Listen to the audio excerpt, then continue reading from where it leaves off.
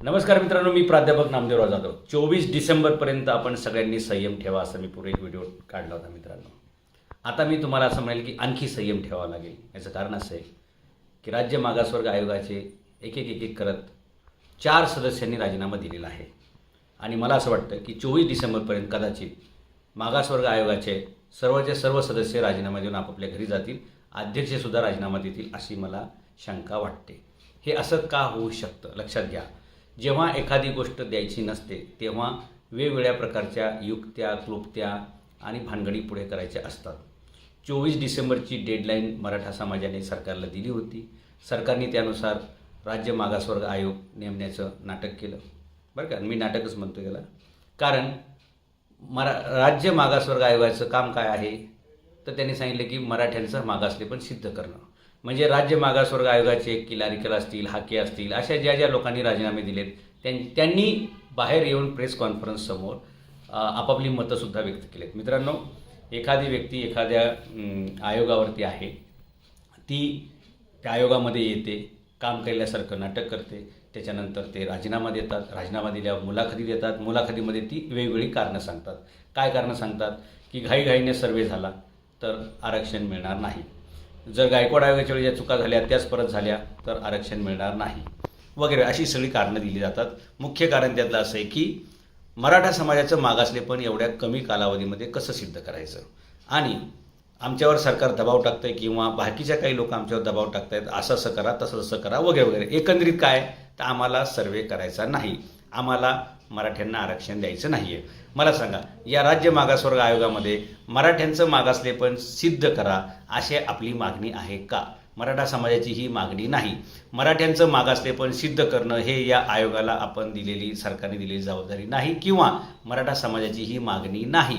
राज्य मागासवर्ग आयोगाने फक्त मराठ्यांच्या बाबतीत काय करायचं आहे तर ज्या कुणबीच्या नोंदी सापडत आहेत त्या कुणबींच्या नोंदीनुसार, जसं 1881चा ब्रिटिश एम्परियल डेटा म्हणतोय की मराठा हेच कुणबी आहेत आणि 1921चं मुंबई हायकोर्ट जजमेंट जे सांगते की मराठा हेच कुणबी आहेत, तेवढंच सरकारने GR काढायचं आहे आणि सांगायचं आहे की मराठे हेच कुणबी आहेत आणि ऑलरेडी कुणबी हे OBCमध्ये आहेत. त्याच्यामुळे आपल्याला असं पार विमानतळ फिरवून आणून सांगतायत की गेट बंद आहे. आपल्याला पूर्ण विमानतळ फिरायची गरज नाही मित्रांनो. कुणबीचे प्रमाणपत्र सापडलं, त्याची नोंद सापडली की आपल्याला OBCमध्ये आरक्षण द्यावं लागतं. हे एवढं सोपं साधं असताना सुद्धा आपल्याला सरकार वेळ काढूपणा करतंय, गंडवागंडवी करतंय. आणि लक्षात घ्या, राजकारणामध्ये एक छान पद्धत असते, थंडा करके खाओ.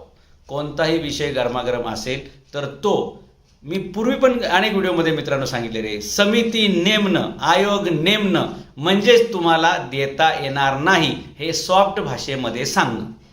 आणि आता तर हे सिद्धच होत आलं की 24 डिसेंबरपर्यंत राज्य मागासवर्ग आयोगाचा एक तरी सदस्य शिल्लक राहील का किंवा अध्यक्ष तरी तिथं असतील का असा संशय निर्माण झालेला आहे मित्रांनो.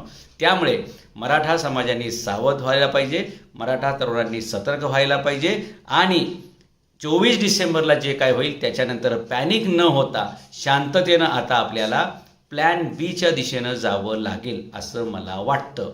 आणि प्लॅन ए आपला एवढाच आहे की मराठ्यांच्या जास्तीत जास्त नोंदी सापडवणे, शोधणे आणि सरकारकडून फक्त एका ओळीचा, एका पानाचा, एका रात्रीतून GR काढून घेणे. ते म्हणजे मराठे हेच कुणबी आहेत आणि कुणबी ऑलरेडी OBCमध्ये आहेत. त्यामुळे मराठ्यांचा ऑलरेडी कुणबी म्हणून OBCमध्ये जर नोंद झाली, दिसली, दाखवली गेली तर मराठ्यांना OBCचं आरक्षण थेट फ्रंट गेटने आपल्याला जाता येते. बॅकडोअरने जायची गरज नाही, खिडकीतून जायची गरज नाही किंवा कोणावरती अतिक्रमण करण्याची गरज नाही.